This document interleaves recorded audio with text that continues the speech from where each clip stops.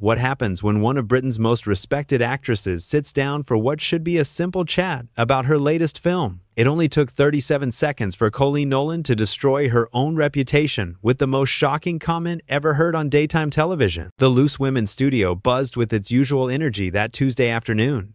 Judi Dench, elegant in her navy blazer, settled into the guest chair with the grace of someone who had done 1,000 interviews before. She smiled warmly at the panel, completely unaware that she was about to witness television history in the making. Coleen Nolan sat at the head of the panel, her arms crossed, already wearing that smug expression viewers had grown tired of. Next to her, Denise Welch fidgeted with her notes, sensing something was off about Coleen's mood.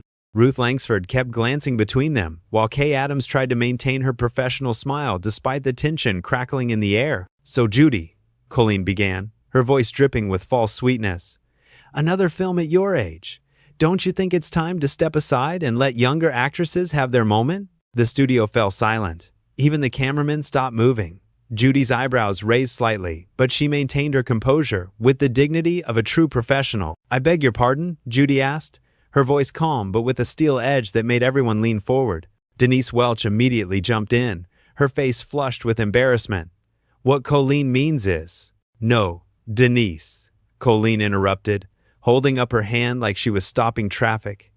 "I said exactly what I meant. Judi, you're taking roles from actresses who actually need the work. You've had your time." The audience gasped audibly. Ruth Langsford's mouth fell open. Kay Adams looked like she wanted to crawl under the desk, but Judi Dench just sat there, processing what she had just heard with the patience of someone who had dealt with far worse than a daytime TV host having a power trip. "Taking roles?" Judi repeated slowly, each word measured and deliberate.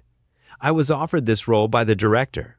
Are you suggesting I should have turned it down?" "Yes," Coleen shot back without hesitation, her voice getting louder. "Exactly that. You've won your Oscar. You've got your damehood. You've made your millions. Why can't you just retire gracefully instead of hogging the spotlight?" Denise Welch looked mortified. "Coleen, please. Don't please me, Denise," Coleen snapped, whirling around to face her co-host. "Someone needs to say what everyone's thinking. These old actresses cling to their careers like drowning people cling to lifeboats." Judi's composure never wavered, but there was fire in her eyes now. "Old actresses? You heard me," Coleen said, leaning back in her chair like she owned the world.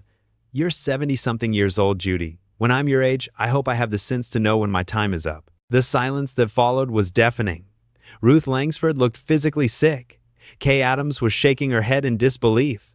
Denise Welch was staring at Coleen like she was watching a train wreck in slow motion. But Judi Dench, Dame Judi Dench, sat perfectly still with her hands folded in her lap, and when she finally spoke, her voice was quiet, but every word cut through the air like a blade. "My time is up?" she asked, tilting her head slightly. "According to whom? According to you?" Coleen's confidence wavered for just a moment, but then she doubled down. "According to reality, Judi, you're past your prime. These roles should go to actresses who can actually carry a film without the audience worrying about whether you'll remember your lines." That was it. That was the moment everything changed. Denise Welch slammed her hand down on the desk so hard her water glass jumped. "Coleen, stop it right now," Denise said, her voice shaking with anger. "This is completely out of line." But Coleen was on a roll now, drunk on her own audacity. "Out of line? I'm being honest, Denise. Something this panel desperately needs more of. Judi, you're living in the past, clinging to a career that should have ended years ago." Ruth Langsford finally found her voice, though it came out as barely a whisper. "Coleen, you need to apologize right now." "Apologize?" Coleen laughed, actually laughed. "For what? For telling the truth? For saying what the industry whispers behind closed doors? Judi Dench is a relic, and everyone knows it." The camera caught Judi's face in that moment, and viewers would later say they had never seen such controlled fury. Her jaw tightened almost imperceptibly, and when she spoke, every word was crystal clear. "A relic," she repeated, her voice deadly quiet. "Is that what I am?" "That's exactly what you are," Coleen said, apparently oblivious to the fact that she was digging her own professional grave. "You're like those old movie theaters that refuse to modernize. Beautiful in their time, but completely irrelevant now." Kay Adams looked like she might actually be sick. Denise Welch was openly glaring at Coleen now, her professional demeanor completely abandoned. "Irrelevant," Judi said, and somehow she made those 4 syllables sound more intimidating than any scream. "How interesting." Tell me, Coleen, what exactly makes you qualified to determine relevance in the acting world? For the first time since this disaster began, Coleen hesitated. Just for a second, but everyone saw it. I'm a television presenter, she said, but her voice wasn't quite as strong as before. A television presenter, Judi repeated, and the way she said it made it sound like the most ridiculous job title in the world.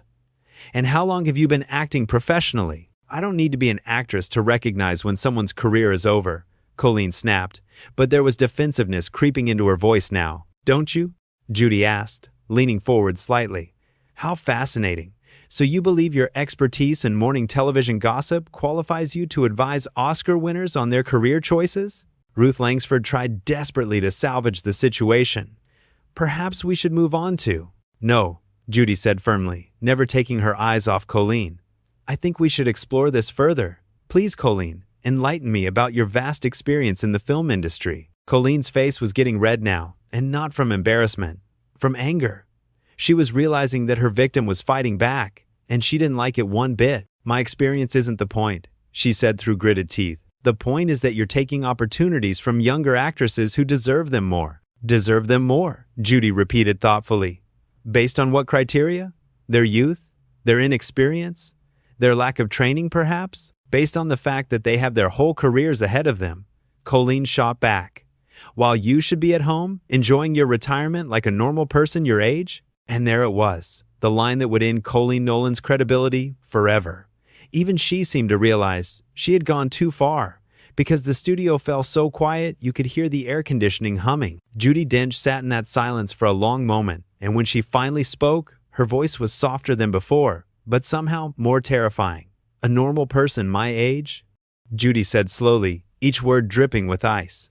How delightful. Tell me, Coleen, what exactly should a normal person my age be doing? Knitting? Gardening? Waiting quietly for death, perhaps? Coleen shifted uncomfortably in her chair, but her pride wouldn't let her back down. Maybe not waiting for death, but certainly not pretending to be something you're not anymore. Pretending? Judi repeated, and now there was genuine amusement in her voice, which was somehow worse than the anger. I see. So when Daniel Day-Lewis won his Oscar at 55, was he pretending? When Helen Mirren won hers at 61, was she living in a fantasy? That's different, Coleen stammered, but she was losing ground fast. Different how? Judi asked, leaning back in her chair with the confidence of someone who had just taken control of the entire situation. Because they were younger? By what? A handful of years? Or is it different because you hadn't appointed yourself the arbiter of their careers yet? Denise Welch was nodding along now, clearly delighted to see Coleen getting her comeuppance. Ruth Langsford looked relieved that someone was finally standing up to the bully. Kay Adams was scribbling notes, probably already planning how to distance herself from this disaster. Look, Coleen said, trying to regain her footing. I'm just saying that there comes a time when you need to make room for the next generation. Make room, Judi said thoughtfully. How generous of you to decide when that time has come for me. Tell me, have you shared this wisdom with other actresses my age? Perhaps you'd like to call Maggie Smith and let her know she should step aside? Or maybe Helen Mirren needs your guidance on when to retire. Don't twist my words, Coleen snapped, but her voice was getting higher now, more desperate. I'm not twisting anything, Judi replied calmly. I'm simply trying to understand the logic behind your position. You seem to believe that actresses have an expiration date. What is it exactly? 60? 65? Or is it whenever Coleen Nolan decides they're no longer useful? The audience was completely silent now, hanging on every word. Even the production crew had stopped what they were doing to watch this masterclass in verbal destruction. It's not about an expiration date, Coleen said, but she was clearly floundering now. It's about being realistic about your limitations. My limitations, Judi said, and she smiled for the first time since this whole thing began. It was not a pleasant smile. How fascinating. Perhaps you could elaborate on what you perceive my limitations to be? Well, for starters, the physical demands of acting, Coleen said, grasping at straws.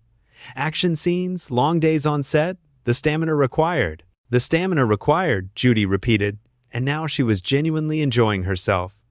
Tell me, Coleen, when was the last time you worked a 16-hour day? When did you last memorize a 100-page script? Have you ever performed 8 shows a week on the West End? Coleen's mouth opened and closed like a fish out of water. She clearly hadn't expected to be put on the defensive like this. I don't need to have done those things to recognize. To recognize what? Judi interrupted, her voice sharp as a knife. That you're talking about something you know absolutely nothing about? That you're making judgments about an industry you've never worked in? That you're insulting someone whose worst day as an actress is still better than your best day as a presenter? Ruth Langsford actually gasped at that last line. Denise Welch looked like she was trying not to applaud. Kay Adams was staring at Judi with something approaching awe, but Coleen, instead of backing down, decided to go nuclear. At least I don't embarrass myself by taking roles I'm too old for, she spat, her composure finally cracking completely. At least I know when I'm past my prime and don't cling to relevance like some desperate old woman. The silence that followed was so complete, you could have heard a pin drop in the car park outside. Even the audience seemed to have stopped breathing. Judi Dench sat perfectly still for what felt like an eternity. When she finally spoke, her voice was so quiet everyone had to strain to hear her. A desperate old woman, she said, and every word was like a scalpel cutting through skin. How very interesting. Tell me, Coleen, do you consider all women over 70 to be desperate? Or is it just the ones who refuse to disappear quietly when you decide their time is up? I didn't mean. Coleen started, but Judi held up one finger, and somehow that tiny gesture commanded absolute silence. Oh, but you did mean it, Judi continued, her voice getting stronger now. You meant every word. You think I'm a desperate old woman clinging to a career that should have ended years ago. You think I'm irrelevant, a relic, taking opportunities from younger actresses who deserve them more. You think I should be at home, being a normal person my age. Coleen was shrinking in her chair now, finally beginning to realize the magnitude of what she had unleashed. The thing is, Coleen, Judi continued, and now her voice was building like a gathering storm. I've been insulted by experts. I've been dismissed by people far more important than you. I've been told I wasn't pretty enough, wasn't young enough, wasn't tall enough, wasn't anything enough. Do you know what I did with those opinions? She paused, letting the question hang in the air. I ignored them, and I worked. I worked when casting directors told me I'd never make it. I worked when critics said I was miscast. I worked when people like you decided I was too old, too irrelevant, too desperate. And do you know what happened? Another pause. And Coleen looked like she wanted to sink through the floor. I won an Oscar. I won a BAFTA. I was made a dame. I've worked with the greatest directors of my generation and earned the respect of my peers. And all of that happened because I chose to ignore the opinions of small-minded people who mistake their ignorance for insight. Denise Welch was openly smiling now. Ruth Langsford looked like she was watching her hero in action. Kay Adams was furiously taking notes, probably already planning how to spin this into her own segment. But Judi wasn't finished. Not even close. You want to talk about desperate, Coleen? Let's talk about desperation. Desperate is attacking a guest on your own show because you're so insecure about your own relevance that you need to tear down someone else's achievements. Desperate is hiding your own failures behind ageist bile. Desperate is thinking that being rude makes you brave and that being ignorant makes you honest. Coleen's face had gone from red to white, and she was gripping the edge of the desk like it was the only thing keeping her from falling into an abyss. But Judi Dench was just getting started. You know what's truly desperate, Coleen? Judi continued, her voice now carrying the weight of decades of experience and authority. Desperate is a middle-aged television presenter who peaked 20 years ago, trying to stay relevant by attacking someone who's actually still working at the top of their profession. That's enough, Coleen whispered, but her voice had no power left in it. Is it? Judi asked, tilting her head with mock concern. Are you quite sure? Because you seemed to have plenty more to say about my career just a moment ago. Please, don't let me stop you. Tell me more about how irrelevant I am. Denise Welch was openly grinning now, clearly enjoying watching her insufferable colleague get exactly what she deserved. Ruth Langsford was nodding along with everything Judi said, while Kay Adams looked like she was taking mental notes for her own future reference. Look, maybe I was a bit harsh, Coleen said, trying desperately to backtrack, but Judi held up one perfectly manicured finger. A bit harsh? Judi repeated, her eyebrows raising in theatrical surprise. Oh no, my dear, you weren't harsh. You were ignorant. There's a significant difference. The audience was completely captivated now, watching this masterclass in how to handle a bully. Several people were openly filming on their phones, sensing they were witnessing something that would be talked about for years. You called me a desperate old woman, Judi continued, her voice getting stronger with each word. You said I was clinging to relevance. You suggested I was too senile to remember my lines. You compared me to an old movie theater that refuses to modernize. Did I miss anything? Coleen opened her mouth, but no sound came out. Oh yes, Judi said with a smile that could have frozen boiling water. You also said I should be at home enjoying retirement like a normal person my age. As if there's something abnormal about continuing to work in the profession you love, simply because you've reached an arbitrary age that makes Coleen Nolan uncomfortable. I just think. Coleen started weakly. You just think, Judi interrupted, and her voice was like velvet wrapped around steel. How delightful. Tell me, what exactly do you think gives you the right to decide when my career should end? What qualifications do you possess that I lack? What achievements in the acting world have you accumulated that would make your opinion worth more than the directors who continue to cast me? The silence stretched on and on. Coleen looked around desperately for help, but her fellow panel members were all staring at her with expressions ranging from disgust to barely concealed delight. I have been acting professionally for over 60 years, Judi said, her voice now carrying the authority of someone stating simple facts. I have won every major award in my field. I have worked with the greatest talents of multiple generations. Directors still call me because they know I will bring something special to their projects. Audiences still come to see my films because they trust my work. Critics still respect my choices because I have earned that respect through decades of dedication to my craft. She paused, letting her words sink in. And you, Coleen, have decided that none of that matters because you personally think I'm too old. How absolutely fascinating. Ruth Langsford finally found the courage to speak up.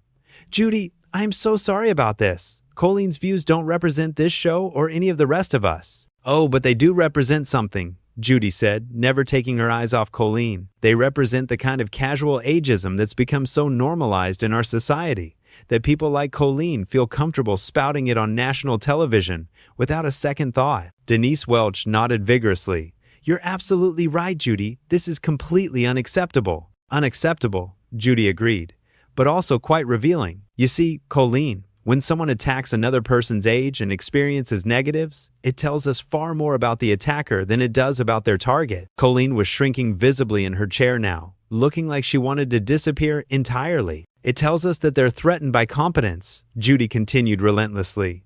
It tells us that they mistake longevity for weakness and experience for obsolescence. Most importantly, it tells us that they're so insecure about their own limited achievements that they need to diminish others to feel better about themselves. That's not.